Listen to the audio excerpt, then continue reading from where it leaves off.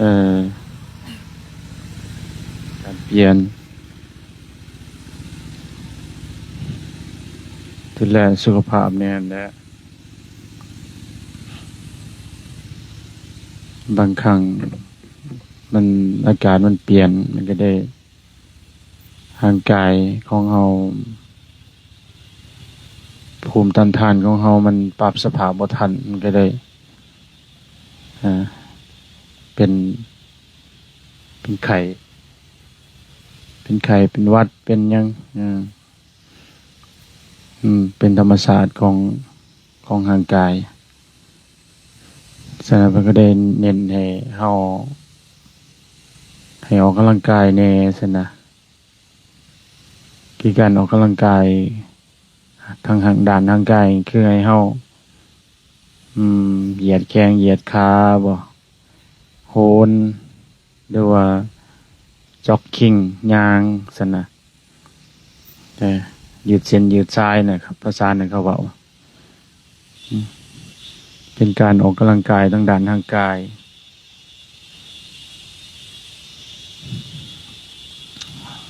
การที่เฮาออกกำลังกายทางด้านจิตใจมันจะตรงกันข้ามกันเลยทางด้านทางกายนี่ต้องเคลื่อนไหวต้องเฮ็ดนั่นเฮ็ดนี่เรียนว่าออกให้งานภาษาตลาดเฮาว่าออกให้งานเฮ็ดเวียกก็เป็นการออกกำลังกายกันทางด้านร่างกายแต่ทางด้านจิตใจมาจั่วมานั่งพากันมานั่งใช่บ่ล่ะ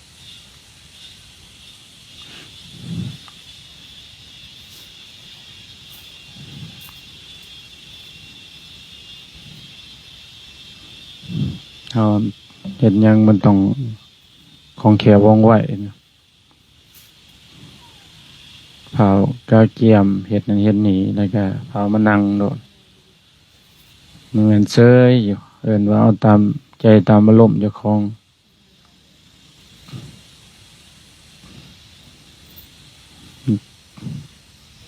กิจส่วนรวมสำคัญ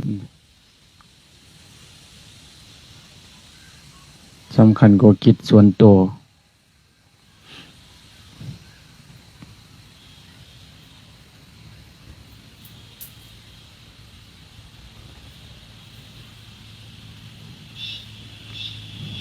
คนเฮามันยังมีกิเลสสติปัญญามันบ่ดีมันมักสอบเอาตามใจเจ้าของตามอารมณ์เจ้าของตามกิเลสเจ้าของเนี่ยส่วนหลายนะมันบ่อยากเสียสละมันบ่อยากเสียเรียนว่าเฮ็ดกิจส่วนรวมบางคนนะบ่อยากทำประโยชน์แก่ส่วนรวมแก่หมู่คณะแก่พรรคพวก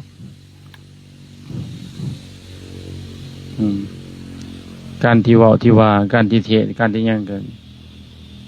เรียนว่าเป็นการเสียสละอย่างหนักคือกันเด้การเว้ากันว่าการสังรวมกันอันนี้มันก็ต้องสติมันต้องดีในระดับหนึ่งนะเวลาเว้าไปมันจังสิบ่ผิดพลาดนะแต่มันบางครั้งธรรมะมันก็ผิดใจคนเว้าวินัยเพิ่นว่าผิดใจพระเว้าธรรมะอันผิดใจโยมสำหรับโยมคันบอกว่าอย่าเฮ็ดซัวเด้อเครียดเด้อบางคน อย่าไปเที่ยวกลางคืนลิ้นคบอบายมุขยมกลิ้นการพนันดื่มของมึนเมาดื่มกัญชากระท่อมหรือว่าคบคนซัวเป็นมิตรคบคนพาลที่เขาซับซ้อนให้เฮาฮู้เบาเฮาบอกจังซี่นะบ่ฆ่าบ่ลักบ่ตัวบ่ประพฤติผิดประเพณีคู่ครองเครียดญาติโยมผิดใจเพิ่นได้ เขาบอกความดีไปเลยพิดใจพิดใจก็เครียดอันนี้มันเป็นคำสั่งสอนของพระพุทธเจ้าพระพุทธเจ้าเขาเมตตาพระพุทธเจ้าบอกนะก็ได้เขาก็มาเอาคำพระพุทธเจ้ามาสานต่อสิเพราะว่าเวลาเขากระทำไปแล้วมันสิเกิดโทษมาน้ำหลังเขาสีเดือนหอนมาตามหลังสันนะผลของมันนะเขาก็ได้มาบอกต่อแบบเขาก็มาเสียสละต่อเขาก็มาสื่อสารต่อพระพุทธเจ้านะเพราะวันเพิ่นก็ได้บันทึกไว้แต่ในตำตำราในคัมภีร์ในพระไตรปิฎกเช่นน่ะสินะคำสอนเพิ่นนะบัดนี้บางคนก็บ่มีเวลาอ่านซั่นนะบางคนก็บ่มีเวลาศึกษาบ่มีเวลาเรียนจ้ะเพราะว่าเฮา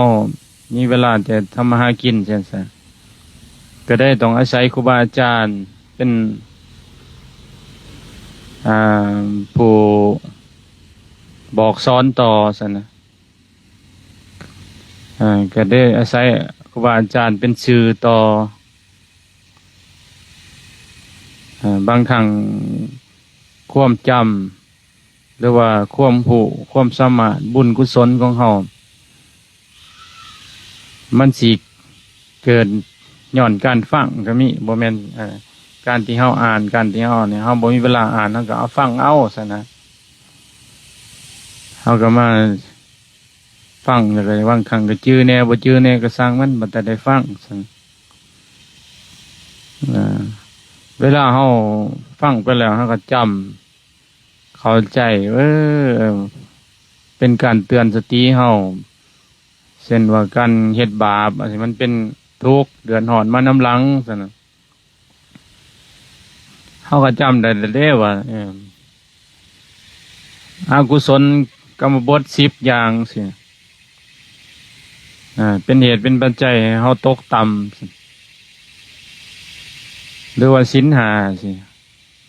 หรือว่าการครบอบายมุขสิหรือว่าใจมันหน่อมไปทางด้านมิจฉาทิฏฐิสินะ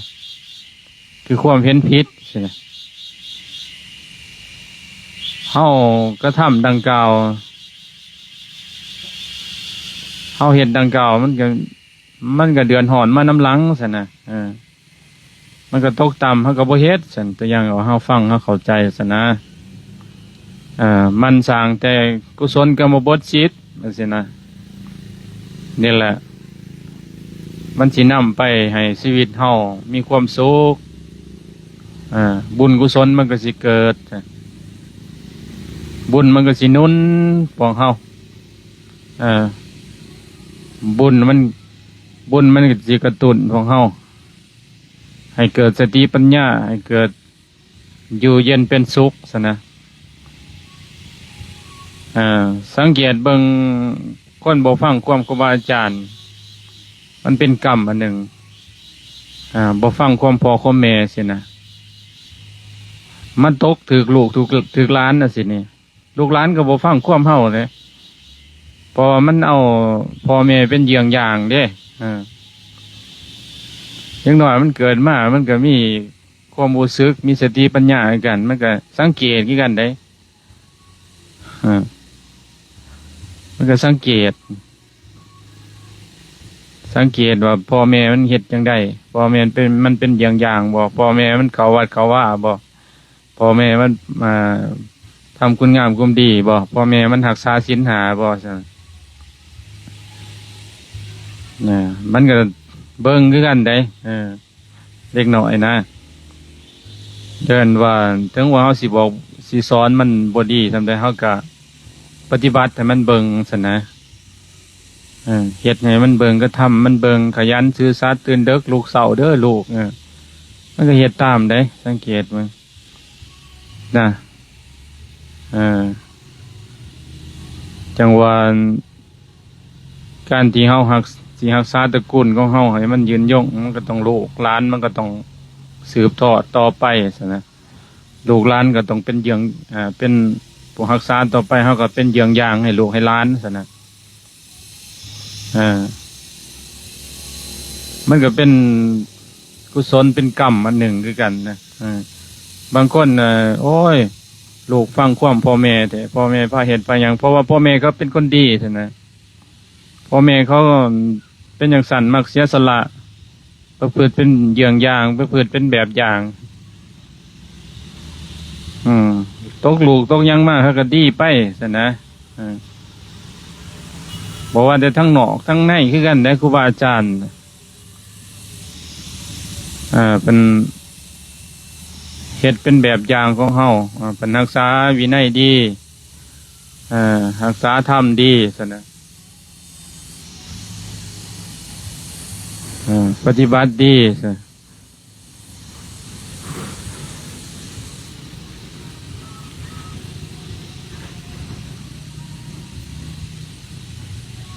มันก็เป็นกรรมว่ามันก็เป็นตกมาสู่รุ่นลูกรุ่นหลานใช่ไหมการที่เขากระทำใช่ไหม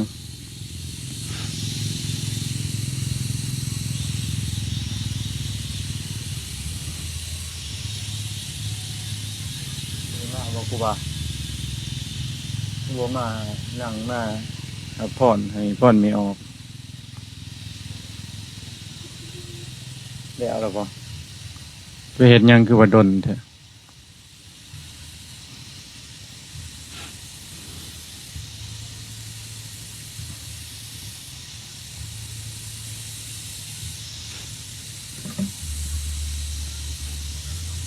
ครูบาอาจารย์เป็นว่าของซ้ำนี่เฮายังอัตโตบ่รอดเนี่ยสติปัญญาเฮาบ่ดีซ้ำนี่เช่นว่าการรักษาบริการใช่ไหมหรือว่าการเขาไปร่วมกลุ่มโมคณะใช่เฮาล่าสะการพลิกไว้ของเฮามันบ่ดีการพลิกไว้เฮามันบ่ฉลาดคือฝนตกนะสิเวลาเฮาก็แต่ละองค์แต่ละองค์แต่ก็มีจองว่าทุกองค์เนาะกังจองนะ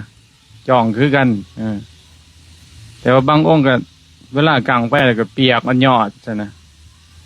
แต่บางองค์มันก็บ่เปียกพอดีใช่หรือว่าเขาใส่เครื่องคล้องอย่างบางคนก็ใส่ทิมใส่ทุมแต่มันบ่มีความรับผิดชอบนะสติปัญญาบ่ดีมันบ่มีความระมัดระวัง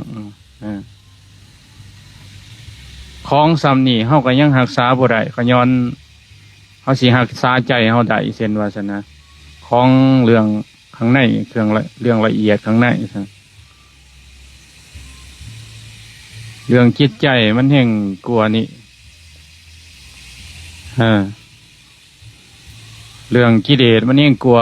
ของจังสี่นะซ้ำนี่เฮายังรักษาบ่ได้ก็ย้อนที่ไปข้างในละเอียดเนี่ยการที่สำละการที่กำจัดกิเลสข้างในเพราะมันแห่งลำบากเลยมันต้องใส่ความเพียรแล้วก็ใส่สติปัญญาสูงสินะจังว่าการกระทำการเคลื่อนไหวการเหตุนั้นเหตุนี้กิจของเฮามันก็แสดงออกคือกันเด้แสดงออกว่าเฮาสติปัญญามันอยู่ในระดับใดสติปัญญาเฮามันสำได้มันสิสู้กับกิเลสได้บ่ซะนะมันสิเอาตัวเองพ้นทุกข์ออกจากวัฏฏะสงสารได้บ่ซะนะเป็นจังสันเลย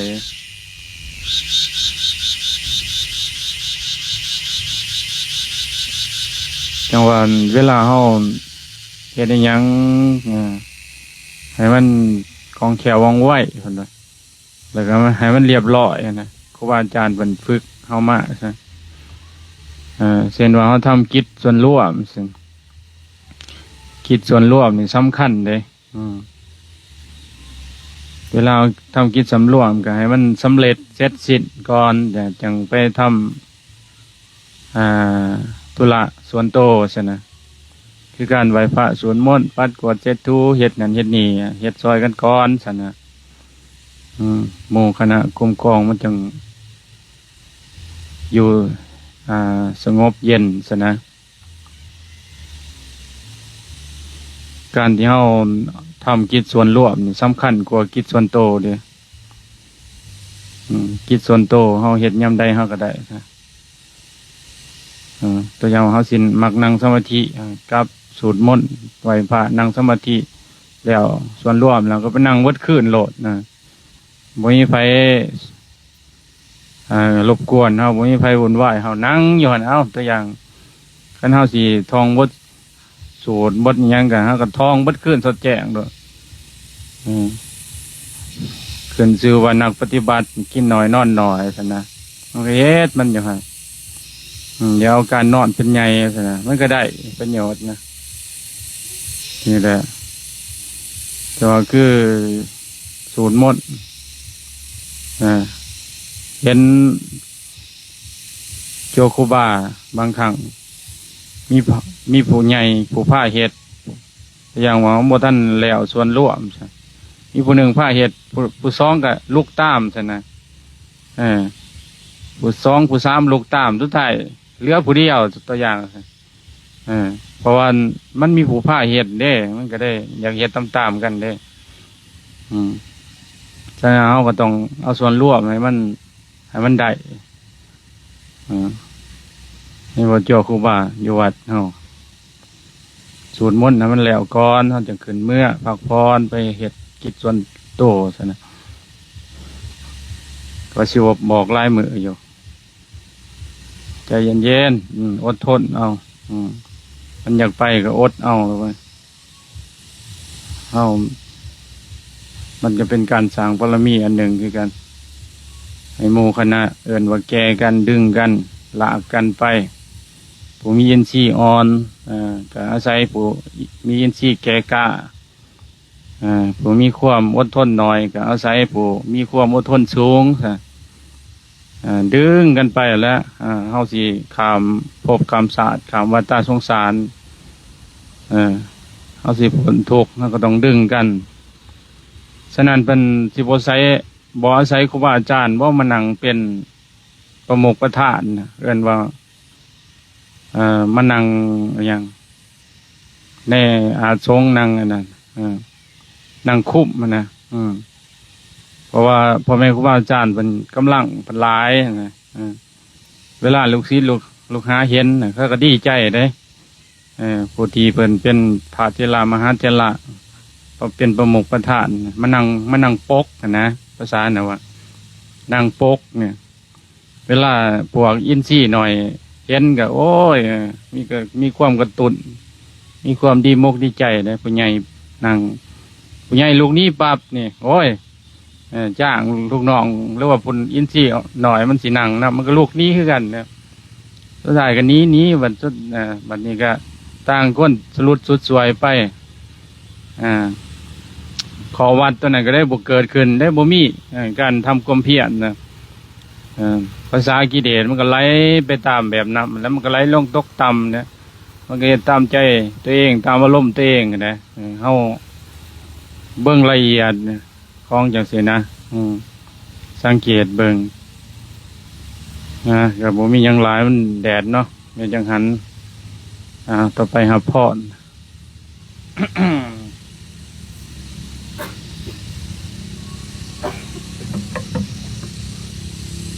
เนียทาวะริวหาปุราปริปุเรนติสักรังเอวเมวัยโตทินังเปตานังอุปกัปปติเยสิตังปฏิตังตุมังคิปะเมวะสเมนสันตุสัพเพปุเรนตุสังกปาจันโทปนารโสยะธามณิโสติรโสยะธาสัมภาโรโควินาสันตุ มาเตภวันวันตารายโยยุโกภวะอาภิวันธนาสิริสานิจังวุฒาปัจจายโนจันตารโอธรรมาวัฏันติอายุวันโนสุขังภารังอายุโทภรโตติโรวันนะโทปฏิภาณโทสุขัสสะตาธรรมิทาวิโสขังโสอธิคัสสติอายุตตะวังภลังวันนังโสกันจาปฏิภาณโททิงคายุญญาสวะโหติยันทายันตุปุปัสสติติภาวันตุสัพพมังคลังลังคันโตสัมภเทวตาสัมภพุทธานุภาเวนะตถาโสติภวันตุเตภาวันตุสัพพมังคลังลังคันโตสัพพเทวตาสัมภธรรมานุภาเวนะตถาโสติภวันตุเตภาวันตุสัพพมังคลังลักขันตุสัพพเทวตาสัพพสังฆานุภาเวนะโสติภวันตุเต